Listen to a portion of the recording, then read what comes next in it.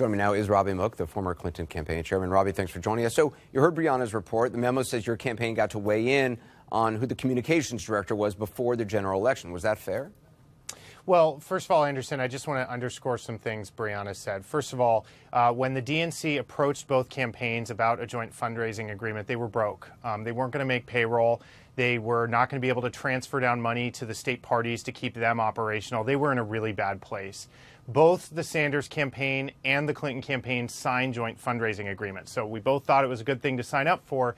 The only difference was Sanders didn't raise any money in, and we did.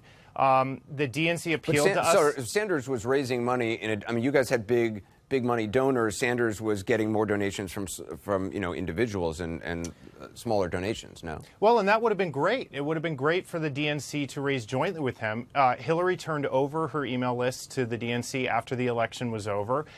So it's really important for those low dollar donors to be part of the DNC process. But the DNC came to our campaign and said, we need help. We're not prepared for the general election. We created the memo of understanding that was there. It wasn't about the primary election. And as Brianna said, we were very frustrated with the DNC many times. The idea that we had any control over there is pretty laughable. Right, but we simply put guardrails in about how the money that we raised needed to be focused on the general election activities that were really going to matter. Right, but my understanding is that communications position actually had to be filled even before the primary races. Well, that's correct. I mean, this is a perfect example. So that example. wasn't just about the general election, right? Well, no, but it absolutely is. The purpose of the DNC while a primary is going on is to hold Republican candidates accountable. And there was nobody filling that post. It was a big problem. It was something that any Democrat should have been worried about. That's why if you look in that memo, we explicitly set a date whereby they have to hire someone because we were distressed that there was no lead voice out there speaking out against Donald Trump and Ted Cruz and everybody else. But was the Sanders campaign also offered the chance to enter into an agreement where they too could have a say in who the DNC was hiring? They were. And if you look at the memo that came out this evening, it explicitly says in that memo that we as the Clinton campaign acknowledged that other campaigns were welcome to enter into agreement with the DNC of their own. In fact, honestly, Anderson, we would have beyond welcomed that. More resources coming into the DNC. We would have loved to have partnered with the Sanders campaign, talking about all the issues of how to organize and prepare for the general election. We had a very good working relationship with the Sanders campaign, particularly as the primary came to a close. I worked very closely with Jeff Weaver. We got a lot done. We got the Unity Commission that's there set up. So we would have welcomed that. Right, but clearly Jeff Weaver and the Sanders campaign believes that things were rigged against them. Well, here's what I'll say about this. Politics is politics. People have to go there, go out there and say what they need to say. I think it's dangerous to say that this contest was rigged for the following reason. Because Elizabeth Warren, by the way, is also saying that now. Well, and Elizabeth Warren and Bernie Sanders are important members of our party. They're an important part of our politics. We can't make the case to working people in this country that we're going to stand up for them and we're going to fight for them if we're fighting each other. We can't do that. Hillary Clinton won this primary with almost 4 million votes. That's a bigger lead than Barack Obama had over her when she lost and conceded in 2008. The idea that the DNC could rig a contest, frankly, is laughable. And here's the last thing I'll say. The caucus contests within the larger primary are the contests that are run by the party. The primary elections are run by secretaries of state.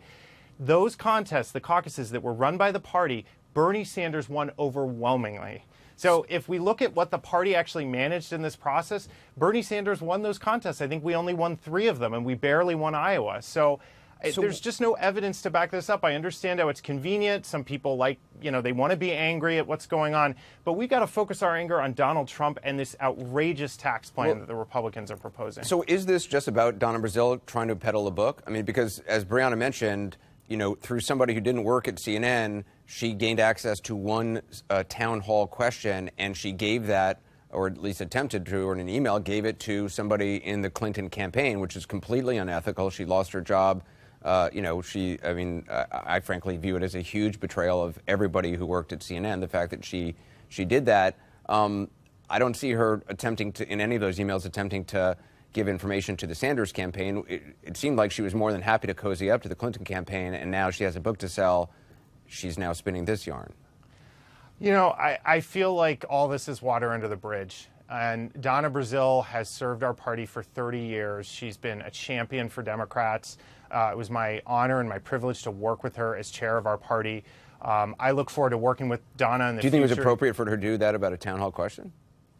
I don't honestly know the specifics of it. It sounds like CNN looked into it and took action as they saw fit. But again, Anderson, I'm just not interested in these things in the past. This is why we've got to move beyond 2016. We have a governor's election less than a week away in Virginia.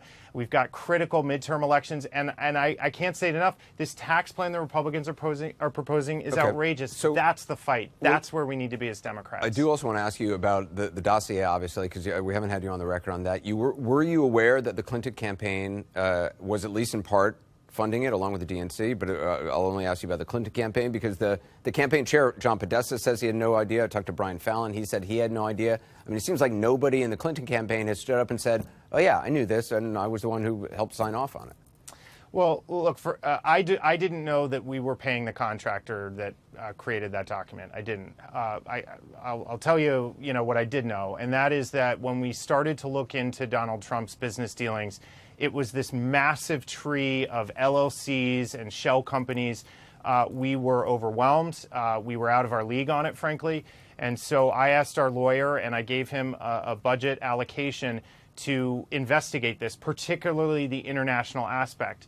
My understanding is that dossier is the product of not just research that was funded by our campaign, but also by Republican donors, and that they put that all together and gave that to the press. Right. Jonathan Steele was hired, I guess, after the Republican people started it, dropped out, and once you guys were paying for it. But, I mean, I know the dossier was something that was compiled later. Were you or other people in the campaign, or who in the campaign was seeing the memos that Jonathan Steele was putting out? I mean, you guys are paying for opposition research. You must have been seeing the fruits of that throughout the campaign, no? Well, we were getting briefings that were put together by the law firm with information. I don't know. And they wouldn't say, say, we've hired this guy, Jonathan Steele, and he's got sources in Russia, and this is information in drips and drabs? What I know is that Christopher Steele, sorry.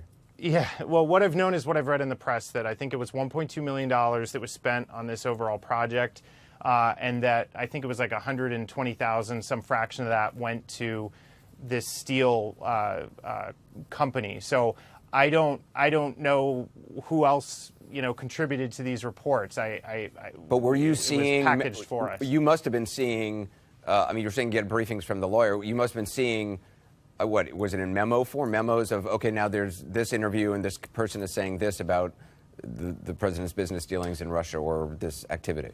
Well, when you're on a campaign, you have a strategic team, and you come together and go over all this information. So our internal team was presenting information, our lawyer was presenting information, and we sort of learned things in pieces.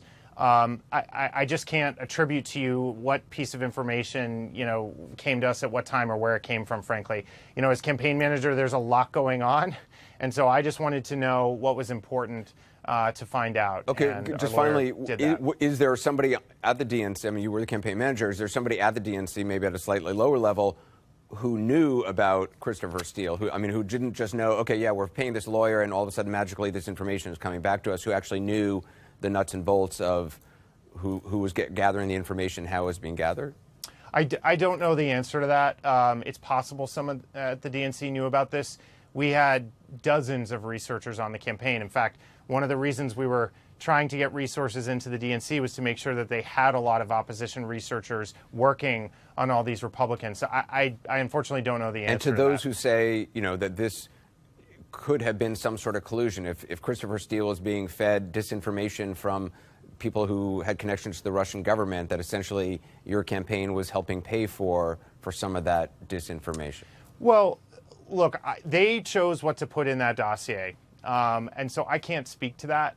I'm proud that we were able to assemble some of the research that has brought this to light. Because, I mean, Anderson, you have to remember, I went on television the first day of the convention. My colleagues were on television saying something's wrong with Russia. Russia hacked the DNC. Russia, when John Podesta was hacked, Russia hacked John Podesta. And frankly, it didn't get a lot of attention. And I'm just glad that it's coming out now. I'm glad that there was research there. I can't speak to what Fusion was doing, but I'm just glad that we're paying attention to this now. And frankly, I wish we'd paid more attention to it on the campaign. All right, Robbie Mook, appreciate your time, Robbie. Thanks very much.